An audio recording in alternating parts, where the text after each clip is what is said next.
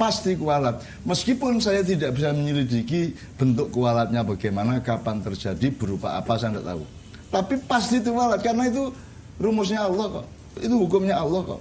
Pasti kualat. Nah, tetapi Anda juga jangan terseret untuk menikmati orang kualat. Seharusnya kan kita tidak tega.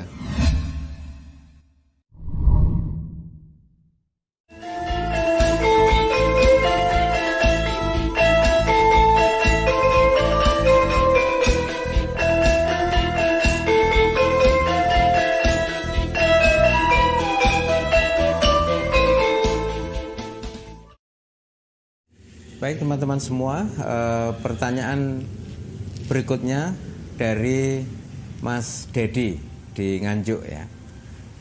Mbah Nun, saya ingin bertanya tentang bagaimana agar manusia itu bisa menjadi manusia yang malati seperti yang Mbah Nun sering katakan. Matur nuwun. Iya, saya sampai hari ini belum bisa menemukan kata kualat itu dari bahasa apa. Selain bahwa itu adalah khasanah bahasa Jawa ya. Kualat itu orang mendapatkan balasan dari keburukan yang dia lakukan nanti kan. Nah, jadi kalau dalam bahasa Islam kan iqab, itu iqab. Makanya ada wiritan ya sadidal iqab tuh, wahai yang maha membalas atau memberikan balasan gitu. Nah, kata kualat ini sangat populer di masyarakat terutama tradisional ya. Dan sekarang orang sudah makin lama makin tidak takut pada kualat gitu ya. Tapi kalau kita breakdown secara logis dan asal usul dan sebab akibatnya kan sangat gampang.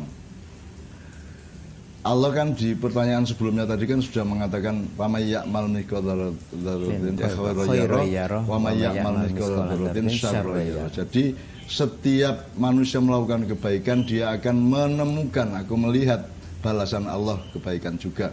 Bahkan dijanjikan berlipat-lipat. Dan barang siapa melakukan keburukan sezarah, sedebu, sekecil apapun, dia akan menemukan atau melihat balasan Allah berupa keburukan juga. Itu kan kualat namanya. Nah sekarang manusia itu bisa malati apa tidak, itu kan logikanya ya tergantung kedekatan dia kepada Allah. Kalau dia sama Allah itu bertauhid, akhirnya nyawiji, ajar-ajar sama Allah, maka hukum Allah juga otomatis akan berlaku pada dia. Wa may ya'mal mithqala dzarratin tadi itu kan berlaku pada dia itu. Tetapi kan sekarang kita banyak membuktikan banyak orang berbuat buruk tidak kualat, gitu kan, kita menemukan itu. Saya ingin mengatakan ya bukan tidak kualat, mungkin belum saja, dan Anda juga tidak bisa menyelidiki dia kualat apa tidak gitu. Kalau saya sangat yakin, saya itu banyak difitnah di medsos, saya dibully di medsos ya, netizen banyak yang benci saya. Terus bahkan saya itu tidak pernah bikin tayangan dipotong-potong, diedit, dijadikan tayangan saya. Itu kan dzarratin syarron ya, syarra yarah kan gitu kan. Jadi saya juga mengalami seperti itu. Terus kadang-kadang saya bertanya, kualat pora ya bocah ya.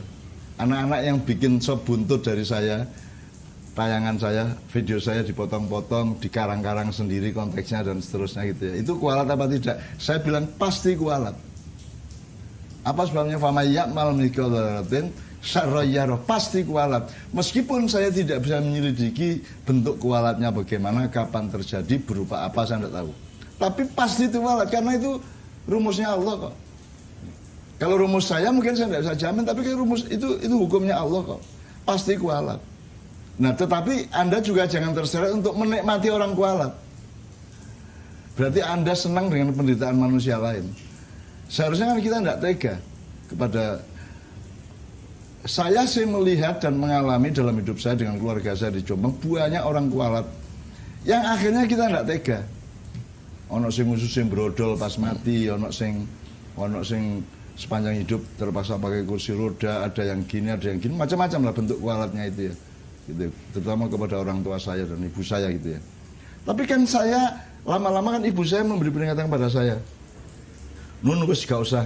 Jadi dulu ibu saya itu memberi wirid-wirid kepada saya yang membuat orang kualat kalau melakukan keburukan kepada saya. Terus ibu saya memberi peringatan, tidak usah dibaca itu wirid. Kasihan sama mereka. Jadi ibu saya itu azizun alaihi ma'anitum. Ibu saya itu menerapkan akhlaknya Rasulullah yang tidak tega kepada orang menderita. Jadi Anda tanya mengenai kualat tadi, mengenai manusia malat tadi, itu dengan semangat apa? Dengan semangat ingin menyelamatkan kehidupan atau ingin menikmati orang kualat.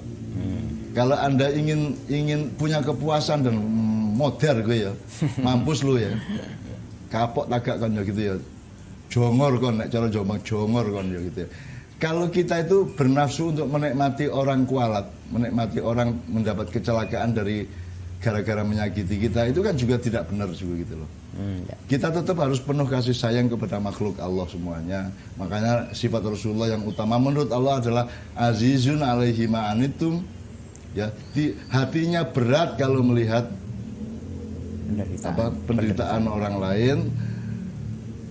Terus harisun alaikum bil mu'minina raufur rahim, dan kepada sesama orang yang bertuhan, yang mempercayai Allah itu dia hatinya penuh iba dan kasih sayang kan itu. Raufur rahim kan itu.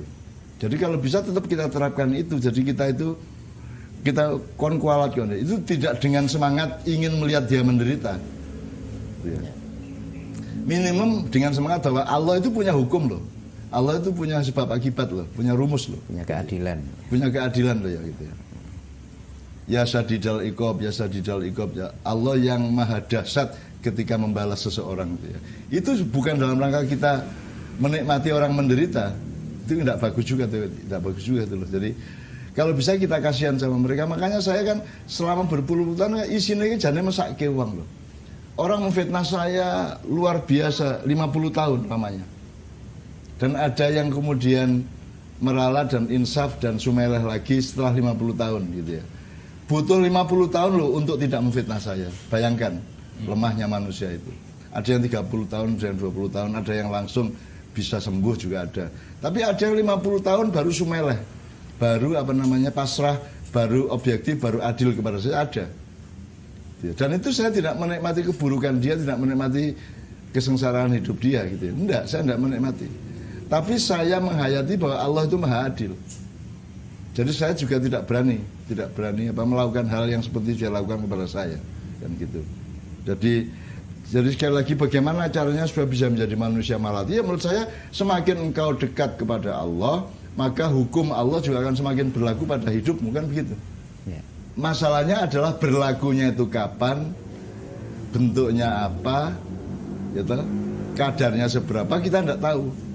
Dan itu bagian dari iman kita kepada Allah.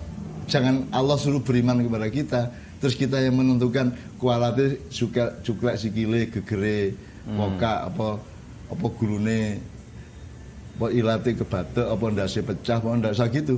Itu bagian dari iman kita dan kasih sayang iman kita kepada Allah dan kasih sayang kita kepada sama manusia. Kita tidak ngarani kalau bahasa Jawa. Kita tidak menentukan bentuk kualat itu. Pokoknya hasbunallah wa ni'mal wakil, ni'mal maula wa ni'man nasir. Pokoknya kita nikmati bahwa Allah itu mencukupi semua itu. Seluruh masalah, seluruh urusan, seluruh kemarahan kita, seluruh sakit hati kita itu diurusi oleh Allah. Cukup Allah yang mengurusi saya dan Allah yang mewakili saya. Jadi saya tidak perlu tandang sendirian, tidak perlu nyerbu orang, tidak perlu bunuh orang, tidak perlu membakar rumah orang, tidak perlu ngebom, tidak perlu macam-macam. Karena hasbunallah. Karena yang mewakili saya Allah. Allah itu wakil saya, bayangkan hebatnya saya. Hebatnya kita semua. Allah itu menyebut dirinya itu wakil kita semua, wakil dari urusan kita semua. Terus kemudian Allah menolong. Maula, dia yang mengayomi kita. Nikmal maula wa ni'man nasir. Allah menolong kita, jangan khawatir. Kalau kita ragu-ragu terhadap pertolongan Allah, ya wajar kalau orang tidak kualat oleh kita sendiri ragu-ragu kepada pengayoman Allah, kan gitu. Jadi kalau menurut saya yang kita konsentrasikan Mas Helmi bukan mengamati dan ngindik atau ngincer atau meneliti orang kualat apa tidak. Yang kita konsentrasikan adalah bahwa Allah itu mengayomi saya, Allah itu mencukupi saya, Allah itu mewakili saya, kan gitu. Itu yang nomor satu. Yang lain itu ilustratif aja. Oke, terima kasih Mbak Nun.